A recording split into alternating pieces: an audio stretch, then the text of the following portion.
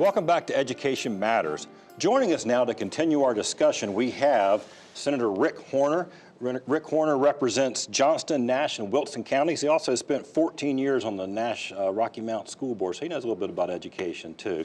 Next to him is an educator, Dr. Aaron Fleming.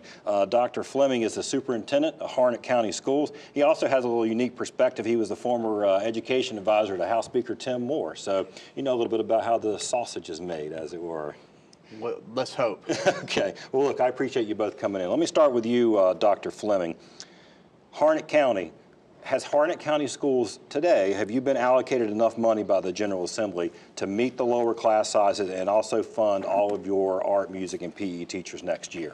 Right now, the way the situation Harnett County is in is we've been able to use our state allotment. We've been very fortunate, though, that we have county commissioners that also gave us an allotment to meet the class size mandate for this current school year, where we dropped the student-to-teacher ratio by 1. So right now, we're in good shape for this school year.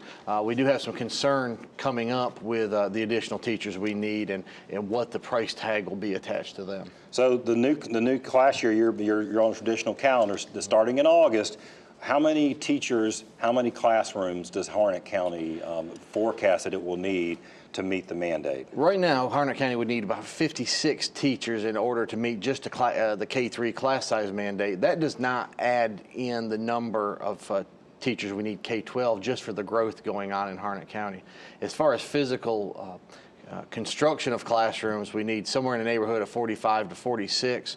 Once again, that's just for the K3. That's not counting our schools that are currently overcrowded that we already have to build.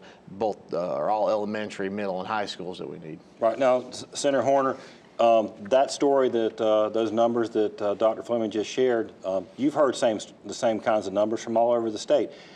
Is it even possible, if the General Assembly came back tomorrow and provided all the funding necessary for these school districts to meet this mandate in August? I've said that for over a year. It's not politically or practically possible. If the money was there, we don't have the buildings or the teachers to meet this. So we've had a lot of gnashing of teeth over something that really just cannot happen as the law currently demanding, and we'll have to address it, as you know and heard earlier. Right. Well, Senator Barefoot, I mean, he acknowledged that it is an issue, and that he said the General Assembly intends to fund the enhancement teachers, but didn't give a specific timeline. There's been some suggestion. Well, actually, Senator Barefoot did say superintendents tell them March or April would be okay. I mean, do you think that that we can wait that long? I don't know, but no one in the General Assembly is called to ask me when we should do it. I'll assure you that. But it's got to be done early enough for the planning for budget time for these. And I'm sorry we had to wait so long to get there. That's the only true apology I have on this to all our superintendents and our school folks across the state, because this has caused a lot of undue burden. But we're going to fix it. There's no question about it. Everybody's committed to addressing it. It's just how we do it and how we monitor the future funds we dedicate to class size reduction. I think that's going to be the issue. Now, Superintendent Fleming, you, as a superintendent, you're responsible for hiring all these teachers and finding all this space and work. I mean, do you have enough time? I mean, sort of where are you in the process now? It would seem like time would be a real challenge right now. It is, and somewhat of the uncertainty. So while we know we need the additional teachers, where our staff is currently looking at right now is where are we going to go out and find these teachers? We're already planning recruiting trips up north into the Great Lakes states and to the Midwest, which means we have to allocate more funding to pay those expenses. So we're really in a difficult situation between what the General Assembly will do before we really get down to finding out the number of teachers we need and the number of teachers we need to find in the beginning of the school year. And so we are hopeful that something will happen, but on the same side, we also are trying to be realistic and know that we may have to go out and find a significant number of teachers. So we're already lining up those trips that we will send recruiters off to. And Keith, I might add, ahead. what is your supplement in your county?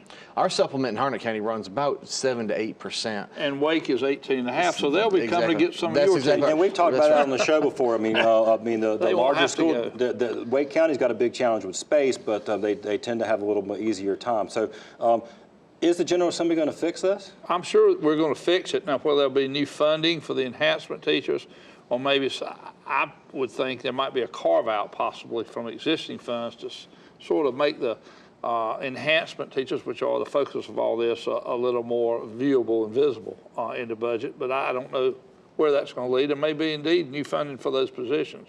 But clearly, it's going to be addressed. And I just want to make sure that the art, music, and PE teachers know that they're valued and they're not going to be driven out in droves, as some of the fear mongers have said about this. But there's not a penny funded for next school year for art, music, and PE teachers, right?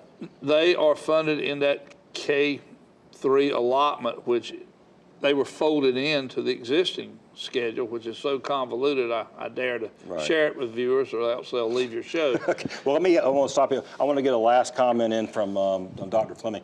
If you were in charge, if you could make things happen, how would you fix it?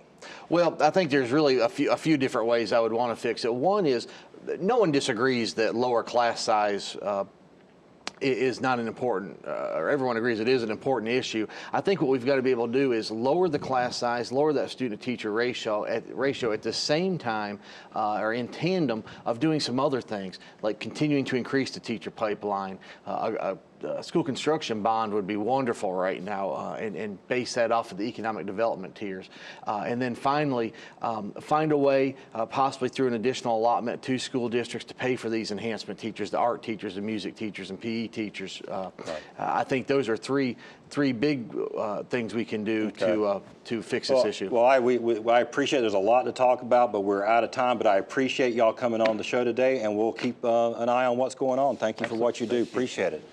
After the break, this week's final word.